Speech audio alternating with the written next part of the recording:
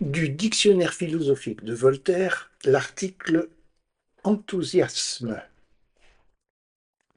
Ce mot grec signifie émotion d'entrailles, agitation intérieure. Les Grecs inventirent-ils ce mot pour exprimer les secousses qu'on éprouve dans les nerfs, la dilatation et le resserrement des intestins, les violentes contractions du cœur, le cours précipité de ces esprits de feu qui montent des entrailles au cerveau quand on est vivement affecté? Ou bien donna-t-on d'abord le nom d'enthousiasme de trouble des entrailles aux contorsions de cette Pythie qui, sur le trépied de Delphes, recevait l'esprit d'Apollon par un endroit qui ne semble fait que pour recevoir des corps? Qu'entendons-nous par enthousiasme?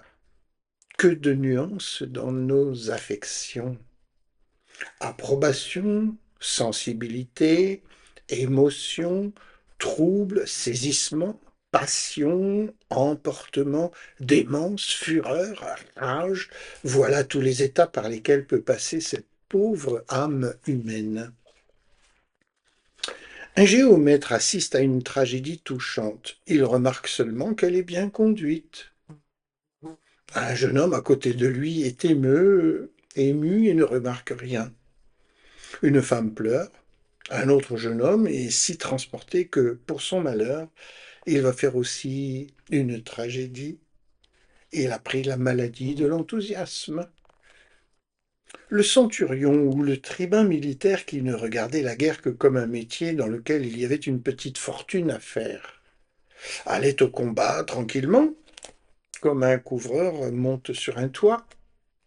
César pleurait en voyant la statue d'Alexandre. Ovide ne parlait d'amour qu'avec esprit. Sappho exprimait l'enthousiasme de cette passion, et s'il est vrai qu'elle lui coûta la vie, c'est que l'enthousiasme chez elle devient démence. L'esprit de parti dispose merveilleusement à l'enthousiasme. Il n'est point de faction qui n'ait ses énergumènes. L'enthousiasme est surtout le partage de la dévotion mal entendue.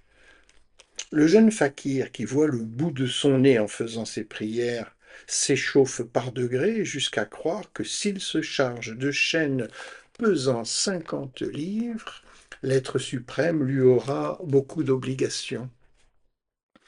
Il s'endort l'imagination toute pleine de Brahma et il ne manque pas de le voir en songe. Quelquefois même, dans cet état où l'on n'est ni endormi ni éveillé, des étincelles sortent de ses yeux.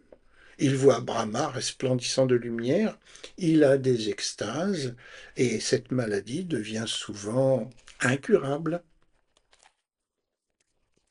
La chose la plus rare est de joindre la raison avec l'enthousiasme.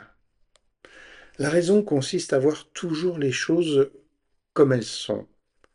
Celui qui, dans l'ivresse, voit les objets doubles est alors privé de sa raison. L'enthousiasme est précisément comme le vin. Il peut exciter tant de tumulte dans les vaisseaux sanguins et de si violentes vibrations dans les nerfs que la raison en est tout à fait détruite. Il peut ne causer que de légères secousses qui ne fassent que donner au cerveau un peu plus d'activité. C'est ce qui arrive dans les grands mouvements d'éloquence et surtout dans la poésie sublime.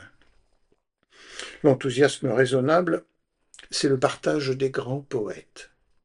Cet enthousiasme raisonnable est la perfection de leur art, et c'est ce qui fit croire autrefois qu'ils étaient inspirés des dieux, et c'est ce qu'on n'a jamais dit des autres artistes.